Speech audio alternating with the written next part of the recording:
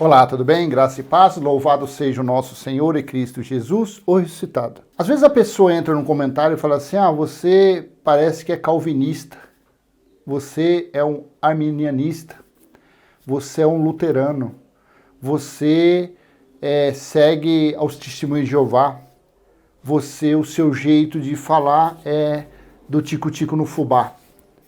Eu não sou nada disso. Eu não sigo a João Calvino, eu não sigo a Jacobus arminianos, eu não sigo a Lutero, eu não sigo a Constantino, eu não sigo a líder religioso nenhum, a reverendo nenhum. Por quê?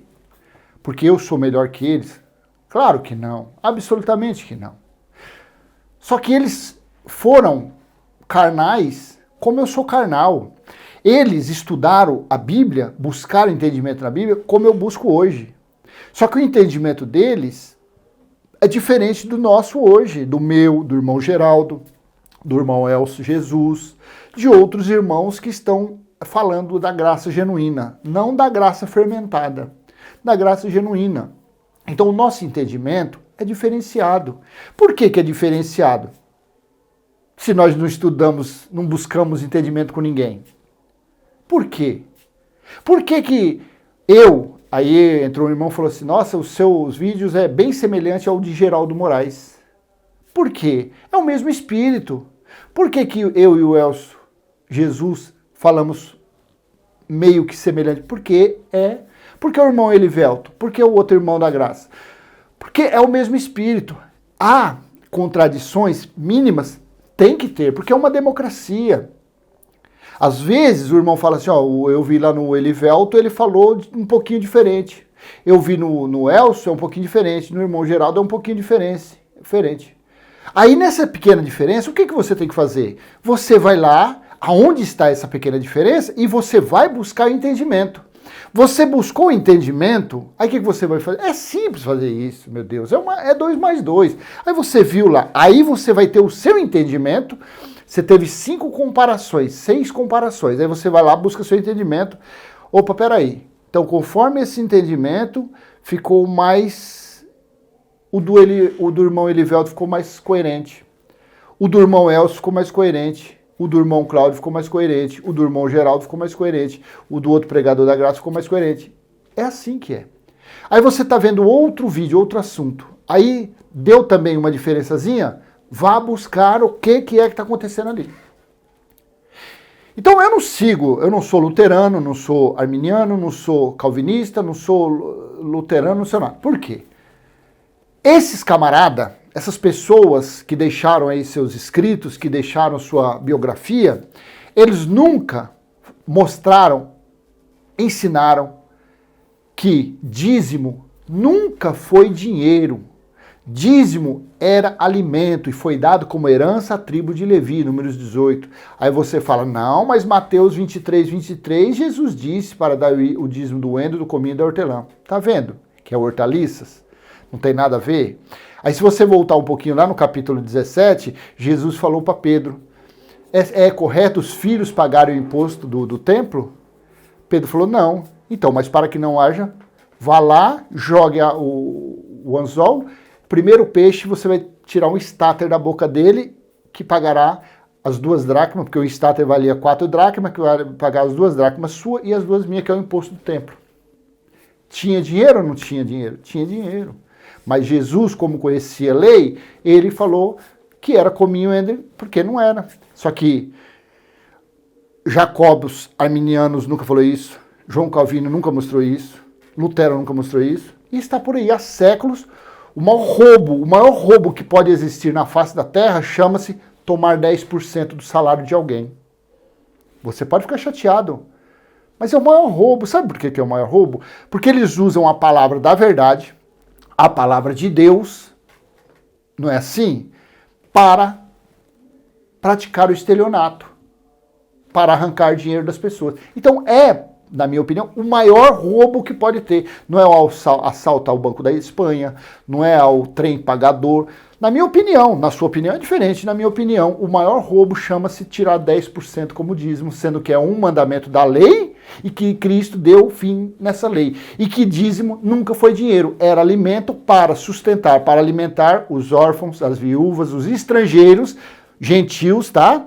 Então, gentios na época a lei do dízimo foi dado para nos alimentar, não para nós alimentarmos pastores, bispos e líderes religiosos, não. Então, os dízimos como alimento foi dado para os órfãos, as viúvas, os estrangeiros e os levitas, que era da tribo de Levi. Então, por que eu vou seguir? O batismo, nenhum desses, Constantino, Lutero, Calvino, Arminiano, nenhum deles mostrou que o verdadeiro batismo, a verdadeira purificação ocorreu quando verteu aquele sangue. Não, eles nunca mostraram isso. Eles dizem que tem que ter o ritual do batismo nas águas, batismo na cachoeira, batismo com jogar aguinha na cabeça do bebezinho. Para que eu vou seguir esses homens? Para que eu vou buscar entendimento com esses homens? Então não tem lógica. Eles nunca mostraram que Jesus disse, e Yeshua disse, que nem Jerusalém, nem templo é local de adorar a Deus ou buscar a Deus. Porque Deus, o Senhor, Elohim, o Criador, o Eterno, ele é o Espírito. E ele deve ser adorado como tal, como Espírito. E ele ama aqueles que o adoram em Espírito e em verdade. Mas nenhum desses homens nunca ensinaram isso. Pelo contrário, dizem que para ter comunhão tem que comer pão e beber suco. Dizem que tem que buscar Deus praticamente todos os dias dentro da chamada igreja, dentro de um templo. Não tem coerência isso. Outra coisa, pão e suco é uma representação do que Jesus participou em Lucas 22. Lucas 22 foi participado com os discípulos, a Páscoa judaica.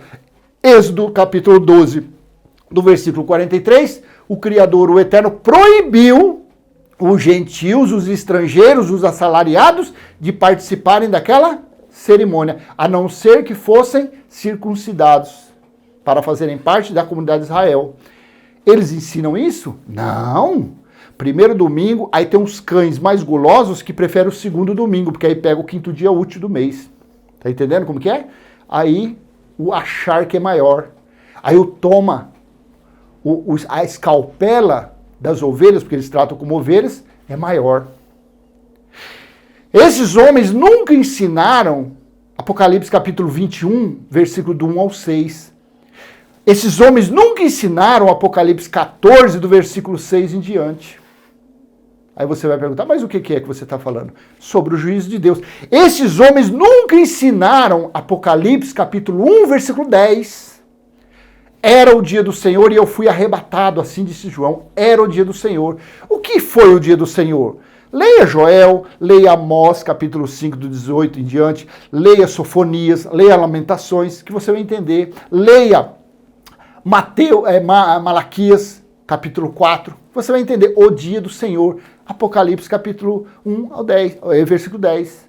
Era o dia do Senhor. Havia chegado o dia do Senhor.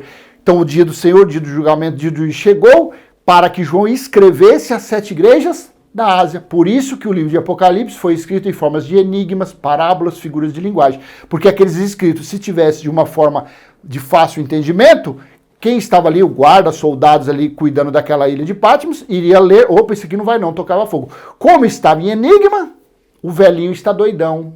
O velhinho virou um 13. O velhinho está perturbado. Olha aqui, ó, dragão, 7 cabeças, 7 chifres, 10 chifres, chifre pequeno.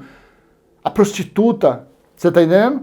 Por isso que Apocalipse. Da mesma forma que o Eterno deu, através do Espírito Santo, entendimento para os irmãos que estavam reunidos nas 7 igrejas entenderem o Apocalipse, assim é nos dias de hoje. Um religioso não entende o Apocalipse. Só que nós temos a graça, a dádiva do Pai, para ler e entender Apocalipse. Tem cabimento? Você já imaginou um dia que você ia ter condições de entender o livro de Apocalipse? Fala a verdade, dá um glória aí. Meu Deus, é verdade. Hoje você entende Apocalipse. Para nós não tem mistério. O Apocalipse do capítulo 1 ao capítulo 22 não tem mistério.